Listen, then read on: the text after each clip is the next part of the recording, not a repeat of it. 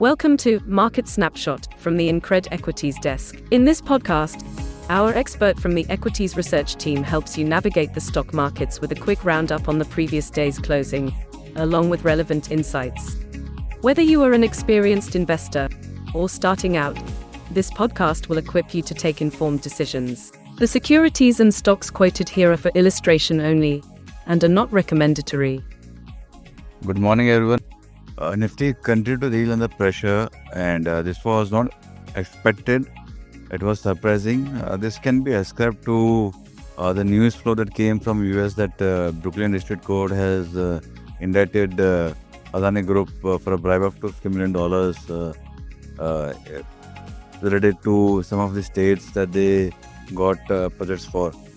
And that really spooked the markets. Many of the Adani stocks were down anywhere between 15%, 20%. There was some recovery towards the end of trading session, but nevertheless, that was just not enough. And overall, if you look at the FI numbers, it's 5,300 crores. It's a very large number to speak of. I don't think this is more to do with Adani because the FI holdings or the institutional holdings in Adani is not that high. Apart from GQG, which holds a considerable stake, if they were to sell their positions in Adani, that's a different point of view. But so far, we have not heard GQG selling any portion of their holdings. If that is not the case, then the FI selling has happened in other stocks, which again means that it's directed towards Nifty stocks, and we may see some more pressure going forward. If you look at Nifty Mid Cap, Nifty Small Cap 100, they witnessed a good recovery from the low point of the day. And they did not close near the low point of the day. That was a positive thing. Stocks were also up. Market breadth was not that weak. But for Nifty, things were different. That was one index that was consistently under pressure. So there was a 60-70 point bounce back from the low point of the day. But overall, if you see even the 5-minute chart, it was in the range. So option writers made a good amount of money yesterday. And this happens very rarely. Yesterday being a weekly expiry.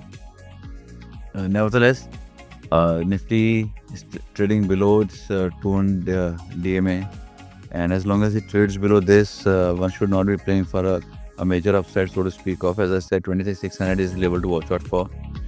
GIFT Nifty is pointing towards the 70 points upside as you speak after the US market have closed around anywhere between 60 bips to 100 bips upside.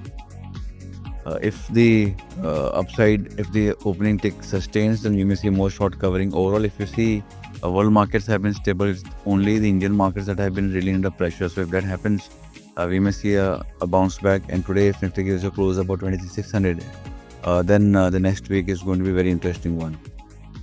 For Bank Nifty, 50,000 is sustained till then, but is not taken out. It can go towards 51,200, 51,400.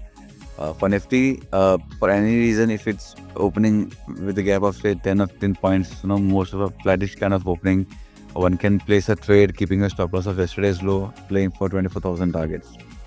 That will be from my side. Thank you.